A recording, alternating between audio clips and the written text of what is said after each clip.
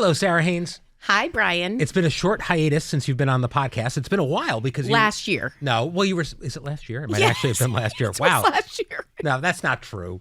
I refuse to believe that's It was true. in 2024. I You have were not sick. been on the podcast. You were scheduled to be here. You were sick. I don't need excuses. I have Yeah. not been invited back, but You here were back. we are. Or no, you weren't sick. Your son was sick. Anyway, you're here. We're back. Okay. We're excited to have you. We are all excited to have you. Welcome back.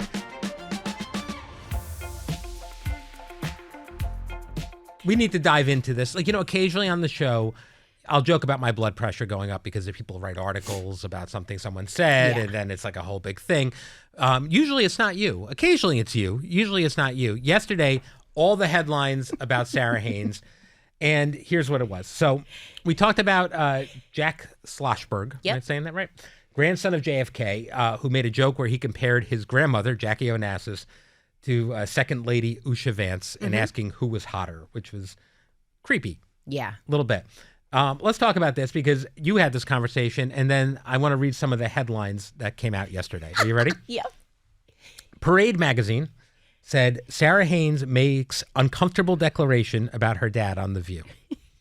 Us Weekly, The View cast has lengthy conversation about Sara Haines's hot dad. That's right. Decider, Sara Haines calls her dad hot on The View while EP Brian Teta cringes. Also correct. Yeah, I mean, I cringed. I'm not going to lie. Decider came with a split screen graphic of You cringing. you looking lovely and me looking like Quasimodo. Uncomfortable. Yes. Cringing. Yes. Yeah, it was awful. That's your cringe face, That's just so you know. okay, well, for future I've reference. seen it multiple times during the show. Thank you. Let's talk about this. You have mentioned to me in passing in other briefings several times that your dad is, as you put it, hot. Yeah. I always find this weird. I find it so weird, what- Sarah. It's freaking weird. No, I just got to be honest. I'll make it safer for you. My dad is a very handsome man. Nothing wrong with saying that. I've met your dad. He's a distinguished gentleman. He is a handsome man. But what makes him hot, and I am not attracted to my dad, just to clear this up. It sounds like you kind of are. I just said I'm not. Okay. But he has a swagger, and he's had it forever. And every friend, so remember there are 3 of us girls and a son. Yeah.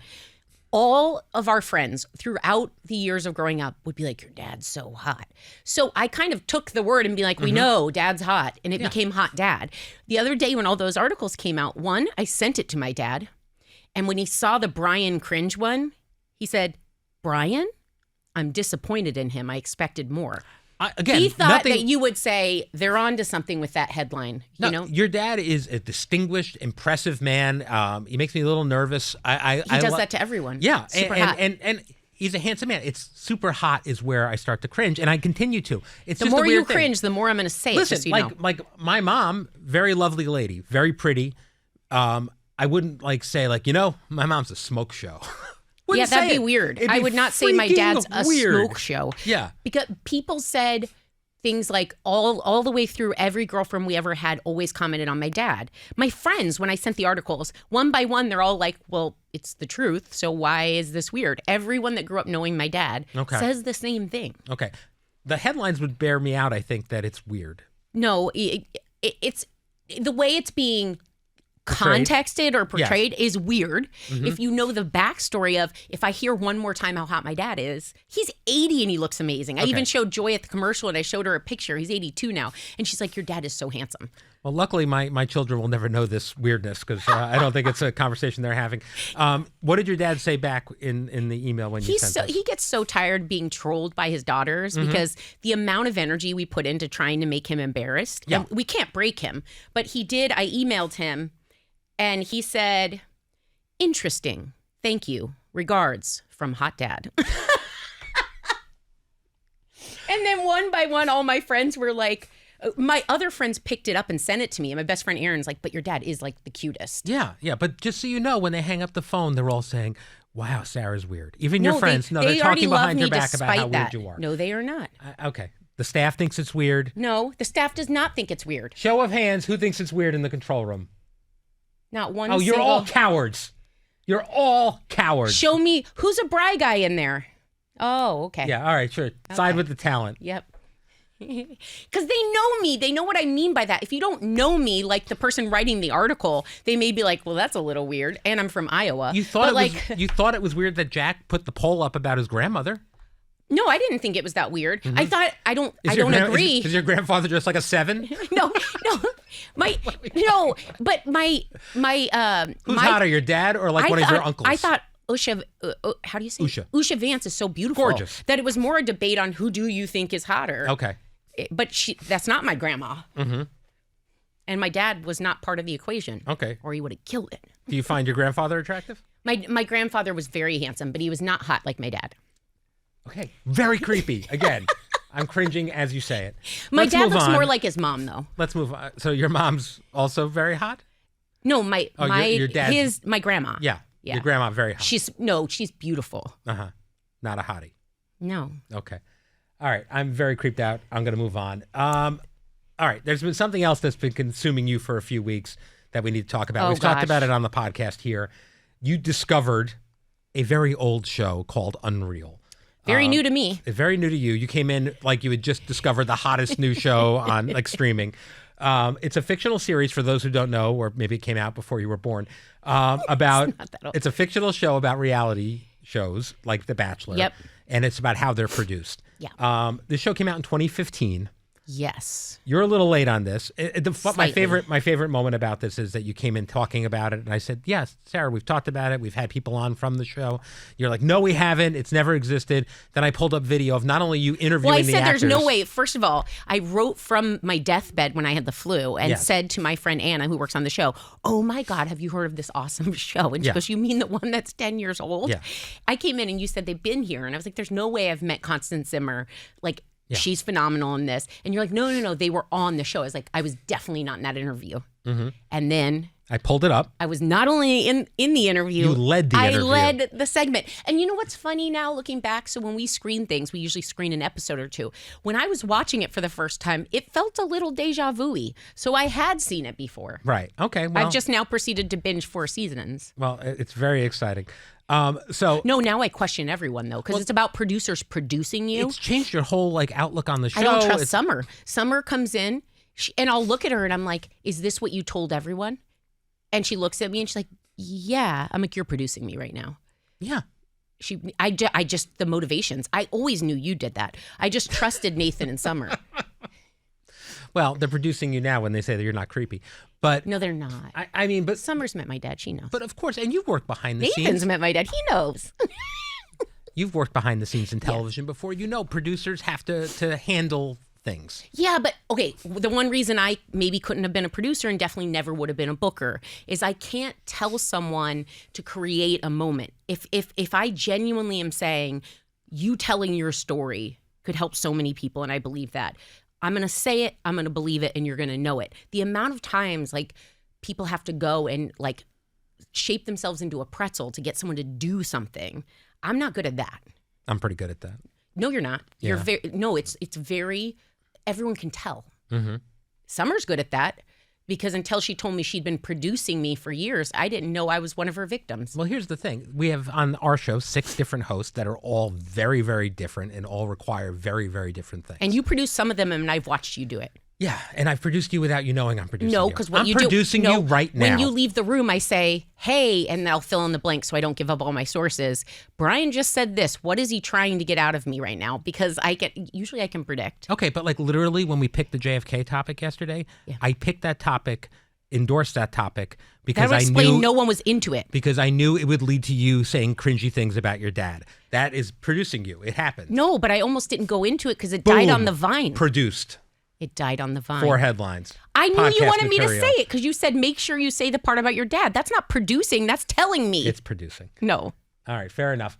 All right. So what other insights have you gotten from Unreal? So right away I wrote people I knew that produced or worked near The Bachelor and was like, how true is this? Because I'm dying over here. Yeah. And they said there was a lot, aside from the extreme storylines of death, like and some of that, they were like, that's pretty spot on. And I was aghast. But I didn't expect, the crazy levels in which they manipulate people, it's like it's a course in psychology. Yeah, it's a scripted show, Sarah. It's not all accurate, but some of it is accurate. A lot of it's accurate. All right, well, there you go. Yeah. All right, let's talk some politics. It's unreal. It's unreal. Let's talk some politics. Okay. You said that President Trump's second inaugural address had a godlike complex without any Jesus qualities. Yeah. You've made a point to call it hypocrisy when it comes to religion. It's something that really rubs you the wrong way, I know. Yeah. And especially when some of these politicians kind of weaponize it. Yeah. Do you think some of these politicians are only religious when it helps them? Is that how you feel it is? I went to church a few weeks ago, and the whole sermon was on how Jesus, the people that were the lowest to him were the ones that feigned doing all the right things, the religious types. Mm-hmm. It wasn't the people who lived it and like believed it in their hearts. Right. That's the thing I don't like, is the weaponizing of religion is when you use it as a baton to hit someone down. Mm-hmm. Because if you've read the New Testament and you know anything about Jesus, it is literally flies in the face of everything he stood for. So in that speech he gave, he talks, first of all, the first reaction was, I don't know this world you speak of, because I know America's not perfect and we have our struggles. But overall, it's a really great country, especially by comparison to other nations. And the way he made it sound, it was like the apocalypse had hit and that we like only he could save us, which is like this martyr complex. And yet the nastiness of some of the messaging, not that I expected more from him. Some people are like, you're so naive. No, I'm not. But every time someone hearkens religion, I'm like, but how does your life look? How do you treat people? Are you actually applying those things or just using them as virtue signaling? Trump does it all the time. When he talks, he woos the religious communities, yet he in no way acts with any of the values or the virtues of the Bible. Right. And it happens a lot on the right, because I think in order to decide who's okay and who's not, they kind of throw around sin as if they've never actually read the New Testament. Mm-hmm. So I don't know. It bothers me because as a Christian and as a believer, I there's so many times where when I watch the way people handle politics, I'm like, this is not, like, don't even utter the name Jesus Christ, Christianity, please, because it's not they don't execute on it. Well, politics and religion kind of crossed again. And yesterday we had Bishop Buddy on the show. How did you feel about politics entering into religion in that moment? Do you feel like that was something that she felt like she needed to do and it felt important? That's what I'd want from a bishop or a minister or a priest. Again, they do not adhere to the Constitution, which is what our politicians are. Their guidance is the Bible. And everything in the Bible talks about inviting everyone to the table, mm-hmm. kindness, mercy, grace, inclusion. And so right now, people are hurting, and I thought the bishop said it so well. She said, there are certain groups of people that have been painted in a bad light, right. And it's not. There wasn't even a blame thing. What she was saying is, mm-hmm. please remember the people behind this. As a minister, a pastor, they're there to guide people, to console people, to make people feel better when they're struggling and they're scared. And that's what she said. There are a lot of people that are scared right now. Please have mercy on them. Show them grace. And I thought that's what you want in a good person of the cloth. So of course she said that. I didn't see it as political. I saw it as biblical. No, it's obviously been very polarizing because people on the right are really upset about using the pulpit in that way. But then you have not been to church, mm-hmm. because if there's one place where if you're going to a church where they talk about Jesus and all of his word, the mercy, the grace, the sit with the prostitutes and the criminals, and it was the people that had strayed, like the righteousness of the way religion is used now is missing the point. This bishop clearly knows what she's talking about. Well, you're somebody who's, you've never supported President Trump as a politician, and it's hard to imagine a world where you necessarily would, but you are an independent, and you've been very upfront about having problems with the Democrats too in a lot of different ways, and understanding a lot of why people voted the way they did. I think even with your own feelings, has there been anything you've seen in the last couple of days that you feel okay about or better than you expected, or has it been pretty disappointing? I was really happy with the hostage deal that he and President Biden worked together on. Yeah. And I don't need to know when people say, so-and-so got credit. I find that all so petty, catty, and like sophomoric, but they both somehow, kudos to President Biden, knowing that he's having to reach a hand out of working together. Right. But it was he and President Trump that was able to make a deal. Now, we'll see how that turns out, but there hadn't been movement there. Mm-hmm. Thousands of people in Palestine have died. Hostages are still being held. Nothing's moving. People are just dying. Right. And this was the first movement we saw. Mm-hmm. And it took both of them, because I do think it was the threats of Donald Trump, but President Biden had been on the ground with his people all the way through. And neither side let ego get in the way of doing something important. Yeah, because by the way, if anyone despised Donald Trump, it's got to be President Biden. And yet he knew enough to know that was best for these hostages, that was best for the two countries, the most hopeful for peace, if there is any to come. You had to put down your ego, and he did that. Absolutely. All right, switching gears to something light before we go. Yesterday, we had Joy on, and we had a listener question about what 3 things you would take to a deserted island, excluding water and food. Joy's were typically Joy. She decided she needed her iPad. Yeah. With a solar charger. That all counted as one. Her favorite perfume, and she needed Rosa to style her hair every day. She's worried about how she smells in her hair. Yeah, that was her takeaway. She can't just sit on the island. What if they're natives? You know, she needed to. Her hair has to be perfect because she has a better chance if she smells good. Listen, this is how she feels. She wants to smell good. Self-care is important, Sara Haines. Self-care is important. So says Joy Behar. What would you bring? So I didn't even think of a charger, but I would bring my phone just for the entertainment value. Sure. I would bring the book Power of Now, because that's like a Bible of sorts in regard to recognizing we only have right now. You remember that book, right? I do. Power of Now is important. I think and not a Kindle, so you have all the books. I'm just throwing it out there. Oh, I could do that. Yeah, but I didn't bring my solar charger, so I guess I'll have to borrow Joy's. Yeah. And then I'd probably need maybe Sandra. Oh, one kid? That's fun. Okay. Yeah. All right. Probably Sandra. You'd bring your daughter? Yeah. Just one of your 3 children? She would make me laugh so hard. She's like a little hilarious performer. Okay, this is so interesting. She's a snuggle bunny. She's sweet. Right. Yeah. This is all right. So on many levels here, first of all, you're being selfish because you're condemning your daughter to live on a deserted island with you. And also you're leaving behind 2 of your sons. Well, we could bring postage. Sure. Or email and write them. Yeah. No, the boys would struggle more, and I just can't deal with the moods. Sandra's a little like, I told you I want to be her when I grow up. Right. And she is hilarious. Right. I'm sure she won't resent you choosing her to come with you on the island. Well, I wasn't thinking of it as the selfish, like, life sentence that it is. Yeah. So maybe I'll send her back and make Max, but then I'm taking their dad away. Yeah. I'll make my best friend Aaron come. Okay, that's better. Yeah. That's better. And then her family can struggle. your children will live without you. Well, I already have to be on the island. You have 3 things. Get rid of the book. Get rid of the Power of Now and bring all 3 kids. No. I am not bringing all 3 kids. I can barely handle them alone now. Yeah. What about your hot dad? No, my hot dad needs to be with my mom. Sure.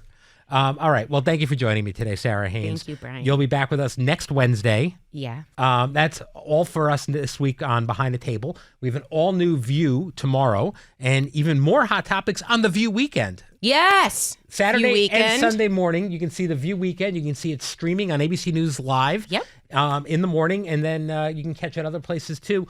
We'll see you there next week. You having fun on the View weekend? I am. Yeah, it's great. It's laid back. It's chill. It's fun. You guys want to start wearing athleisure wear, I heard. Is that true?